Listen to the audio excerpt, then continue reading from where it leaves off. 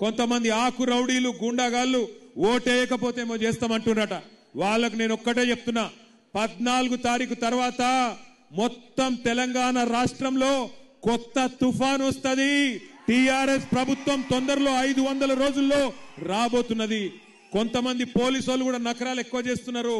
ఆ పోలీసు వాళ్ళకు కూడా నేను చెప్తున్నా, ఒక్కొక్కరిని పేరు రాసి పెట్టుకుంటాం. ఏ పోలీసోడైతే నకరాలు చేస్తుండో ఈ 2-3 రోజులు ఎక్కువ తక్కువ తోకలాడిస్తే తోక కట్ చేసే బాధ్యత నాది. ఖచ్చితంగా చూసుకుంటాం. ప్రభుత్వం వస్తుంది మళ్ళా కేసీఆర్ది 2 ఏళ్లల్లా. యాది పెట్టుకోండి. ఎవడెవడైతే ఎగిరి పడుతుండో పోలీసోడు ఆకు రౌడీలు యాది పెట్టుకోండి. రేవంత్ రెడ్డి కాదు, వాని తాత వాని అయ్య దిగొచ్చినా మిమ్మల్ని ఎవడు రక్షించలేడు. యాది పెట్టుకోండి.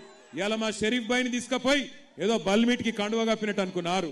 14 నాడు చూపెడుతుంది తెలంగాణ తన సత్తా ఏందో. జుబ్లీహిల్స్ ఆడబిడ్డలు చెప్తారు సత్తా ఏందో. ఇలా మీ దగ్గర అధికారం ఉందని ఎగిరెగిరి పడుతున్నారు. ఎగిరెగిరి మిడిసి పడతా ఉన్నారు. తప్పకుండా 14 తారీఖు నాడు మీరు గుద్దుకు ఓటుకు తప్పకుండా వాళ్ళకు దిమ్మ తిరుగుతుంది. నాకు సంపూర్ణమైన నమ్మకం ఉంది.